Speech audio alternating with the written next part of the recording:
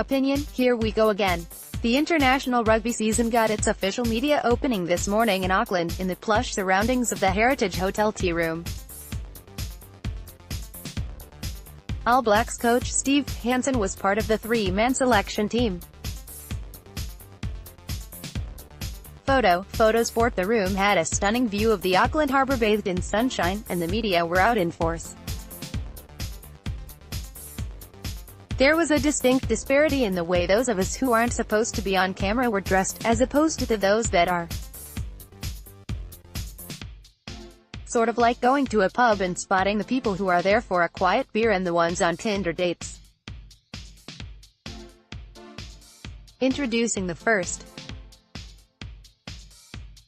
It was a nice little bit of showmanship by the All Blacks, though, given that Taufua had been widely written off as unlucky and too small by most of the media despite his outstanding 2018 form so far.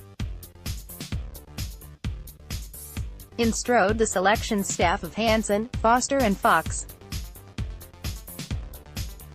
They took their seats on the stage, but the chairman of NZ Rugby is the one who reads out the team. A tradition that goes back to the days of the dingy function room under the athletic park grandstand, and unfortunately Brent Impey's command of Te Reo Maori pronunciation is about as dated. Opening the address with a vintage Pakeha, Kia ora, we all held our breath to see what would happen if Chiefs halfback Te Tuarua Tahorio had been called up for a spot. To Impey's credit, he'd had some advance warning and probably been told to practice Tahiri Orange's name, but again it was a surprise he was saying it at all.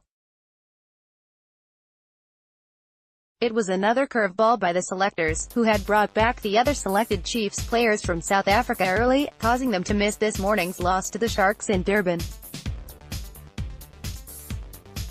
Tahorio Orange will join the squad on Tuesday.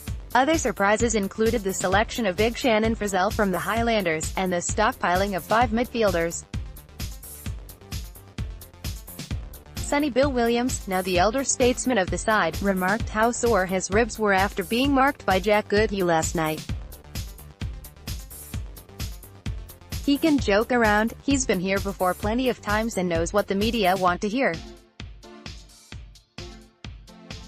The other stand-up interviews with Goodhue and Taufua were questions about how they found out they'd made the team, with the Crusaders midfielder adding a cute touch about how his mum told him she knew he'd make it when he relayed the news.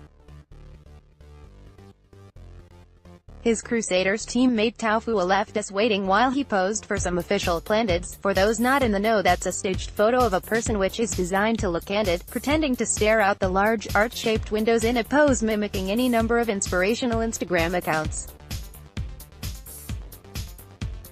He was clearly enjoying himself, and spoke confidently about his season so far and why he's chosen to follow the All Black dream rather than cashing up and going overseas. Both men, along with Cody Taylor, had visible evidence on their faces of a tough NZ conference matchup with the Blues last night. Everyone fielded questions about what they're expecting from the French team that's coming.